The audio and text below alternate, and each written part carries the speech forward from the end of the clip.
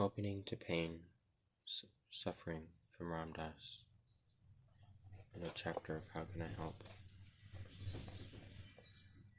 Find a position in which you can remain comfortable and quiet for a few minutes.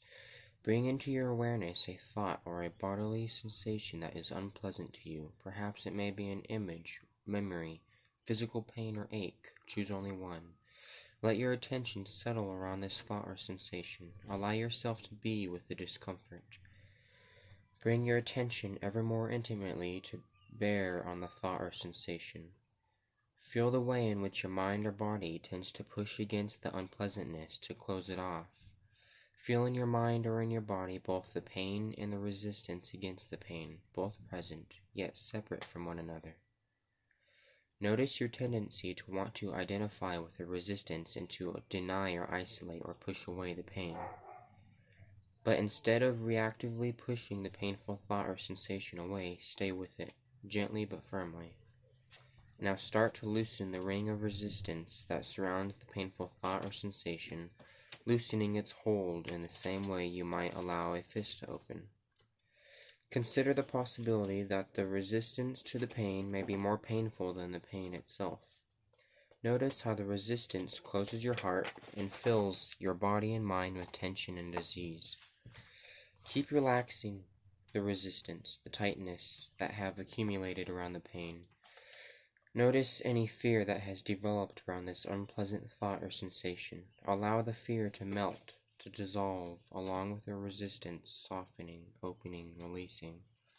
Let the painful thought or sensation float free, no longer held in the grasps of resistance. Keep letting go of any resistance that tries to smother the experience. Allow the unpleasant thoughts or sensation to come fully into consciousness. No holding, no pushing away, just floating free. All grasping relinquished.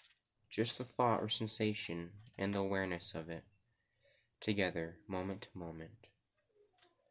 See that the unpleasant thought is just a thought, the painful sensation is just a sensation, just that, nothing more. Softening, opening, releasing, allowing, again and again, until there is just thought, just sensation. And it keeps changing from moment to moment. It always keeps changing.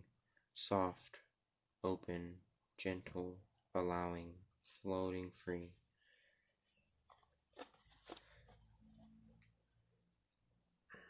That was exercise. Now we continue to go on.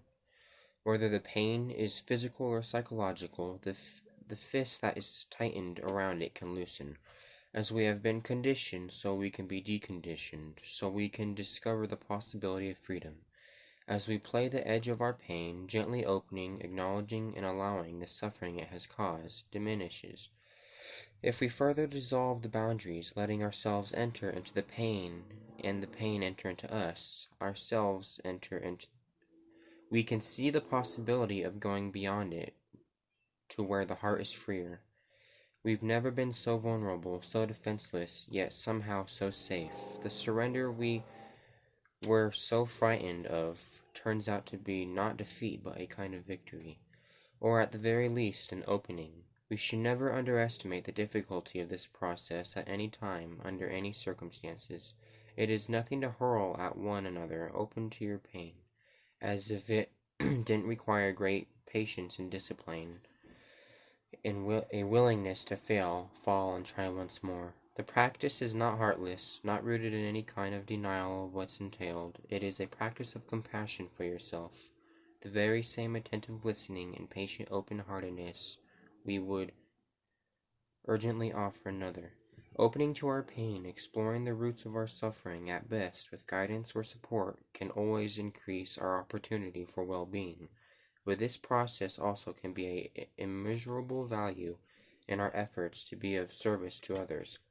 As our understanding of our own suffering deepens, we become available at deeper levels to those we would care for. We are less likely to project suffering that does not exist, or deny that which does. We're much more sensitive and alert to the nuisances of human pain. We do not, however, insist that others go to the edge of their own pain. Under no circumstances do we judge or condemn another's suffering. We merely continue to work on our own, steadily, continuously, in all areas of our life, opening to adversity and discovering in it all the places where we are clinging, resisting, and denying. We gradually cut the cord between pain and suffering. The pain is there, but we can move beyond the suffering. To the extent that we ourselves are free of suffering, our very being becomes an environment in which others can be free of theirs, if it is in the way of things.